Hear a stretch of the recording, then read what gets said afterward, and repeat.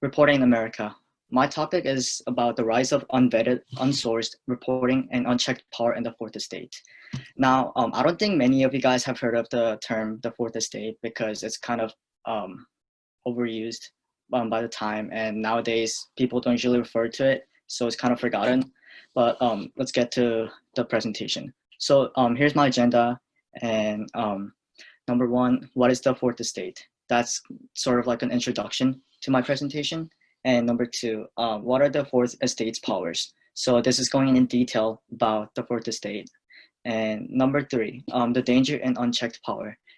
That's where I'm gonna begin my hypothesis and all the case scenarios. And number four, key observations and takeaways. That will be the conclusion portion. Okay, so number one, what is the fourth estate? A fourth estate refers to the authority of news and social media and advocacy and ability to frame political issues. It's first derived from the member of Parliament, Edmund Burke, in 1787. And this basically means that the media, any social media or other magazines, news media, holds power in presenting their issues or topics with a framed perspective or an angle. For example, if CNN, if some terrorist issues happen, then the CNN or the BBC can report in a way that they want, which means they have the freedom of reporting. It's kind of similar to the freedom of speech, but it's for the media. That way, you can kind of think of it as the same. So you can kind of think of it easier to understand the concept. So what makes up the fourth estate? Today, our daily life is incomplete without the social media, and which means our daily life is incomplete without the fourth estate.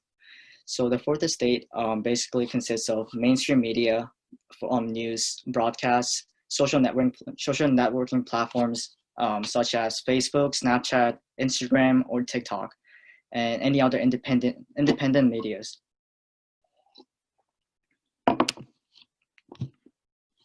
So this is a quote by the Minister Malcolm X, who's also a human rights activist and also a Black nationalist. And he stated that the media is the most powerful entity on earth. They have the power to make the innocent guilty and to make the guilty innocent. And that's power because they control the minds of the masses. And this is where I wanted to go in detail about the power of media, the power that media has. So as you can see, he describes that the media has a lot of power, but he doesn't mention the limits of the media, which means the fourth estate has. They have the power to make the innocent guilty and the guilty innocent, which means they can manipulate the public opinion. And that's what I wanted to get into. So what are the fourth estate's powers and the hidden powers of the unchecked business? The purpose of the fourth estate is to systematically act as an opposite force against the three branches of the government to report and verify and the question of the governance. Which means is that if the government is implementing a policy that's against the public opinion, the media can use that information to inform the public that the government is going against the public's opinion, and so on and so forth. So one of the techniques is that media framing. Defined as media deciding is also about how to govern an issue, as they may emphasize one aspect of the issue over another to affect a certain public response. This is basically the media platforms reporting their story in order to get a certain public response. And another technique is priming. So the media only attends to certain issues and not others to alter the standards by which people evaluate election candidates.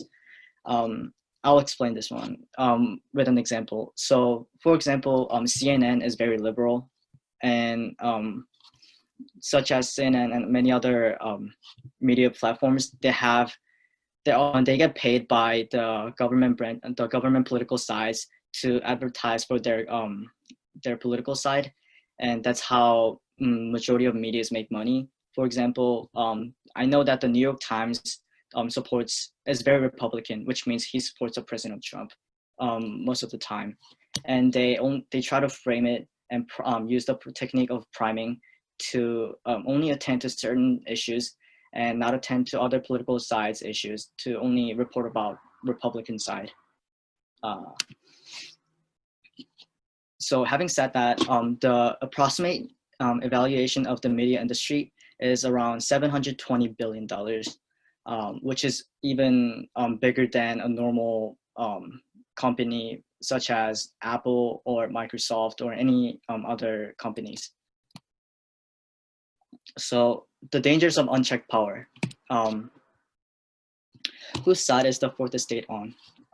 So depending on ownership and sources of funding, as I mentioned, the political sides fund the social media platforms to support their sides. Most viewpoints and political stances of the employees will primarily align with the corresponding media stations. And this chart shows, or this is the media bias chart that shows the media platform's activity until June 2020. And you can see that the Forbes, it's a magazine platform, and it's about neutral. And for MSNBC TV, it's shifted to left side. And for example, the Newsmax or the Wall Street Journal is tilted to the right side, technically. And yeah, so this is the media bias chart, and you can just kind of evaluate which side the media stands in terms of political sides. The danger of the fourth estate can also be used in propaganda, and fake news is the most prominent example and the type of propaganda that delivers misinformation that intends to make cases or people look good or bad. Dictatorships often use this propaganda to manipulate others.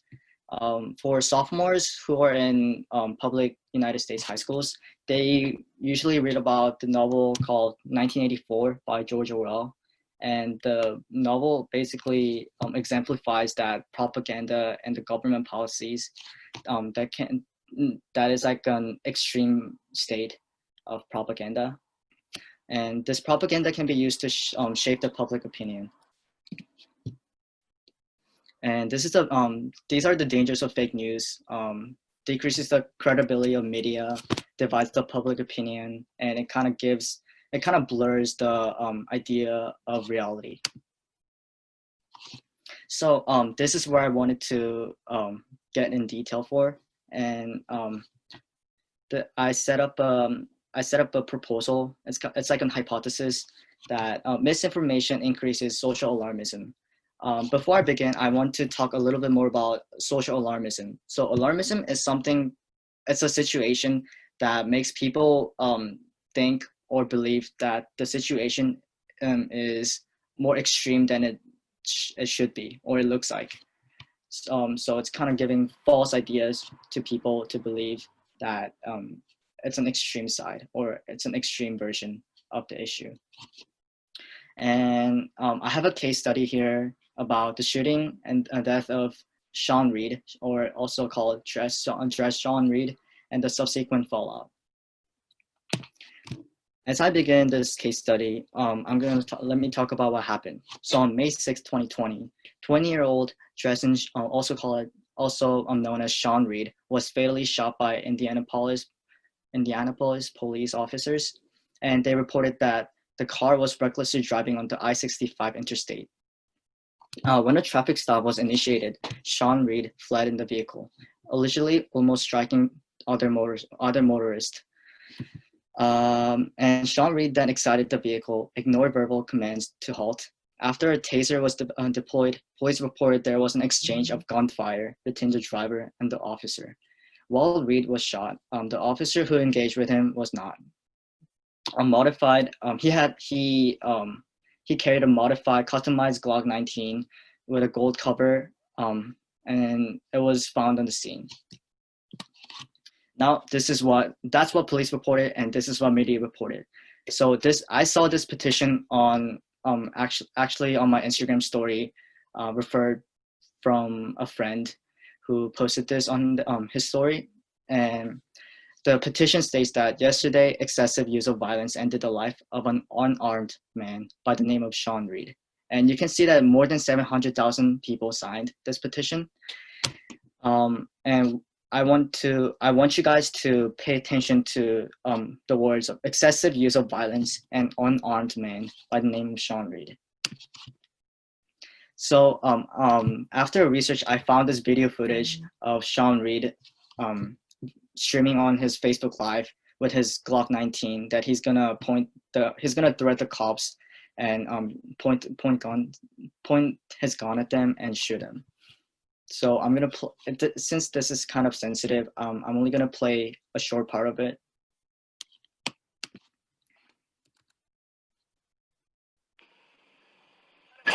What street is this? I'm gonna park this motherfucker to get the fuck out. He's currently recklessly driving, and he's waiting for the police to pull him over by not listening to what the police says. And that's his phone. And right next to that, you can see the reflection of customized Glock 19 with gold cover. And I skipped the part because after that he gets shot by the police and he dies. So I felt that was a little bit more too sensitive to show showing the presentation. But in this picture, you can see the pistol that he carries. And this is the scene that I took a screenshot for. It's around 14:17 on his Facebook live stream that you can see the gun that he carries. So more than 700,000 people agreed to sign this petition. However, the quick investigation contradicts the public opinion of claiming he was unarmed. And this refers to the big social issue that's going on right now, the Black Lives Matter, as everyone probably heard of it. So the recurrence of this information causes the ignorance of truth, leading to a state alarmism. What I'm trying to say is that even though more than 700,000 people agreed to sign this petition, the only thing that I did to find out the truth was to search up the police report and find the Facebook Live footage of this guy carrying a gun. So there's a contradiction of information. Police reported that Sean Reed was innocent and the petition reported that Sean Reed was innocent and unarmed, and he got pulled over for no specific cause, and he was brutally shot by the police.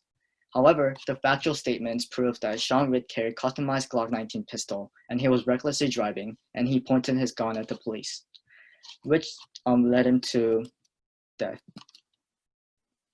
So, why is this case scenario so significant? As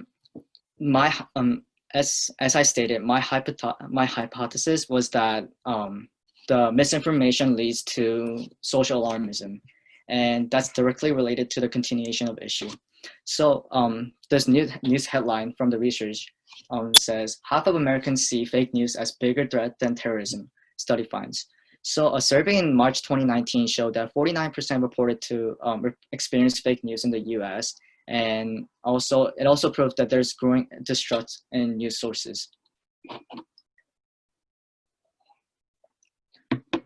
Also, the graph on the right from Google Scholars with the title of Level of Trust in Selected News Sources in North America shows that only 34% of the entire population in America believes social media to be trustworthy.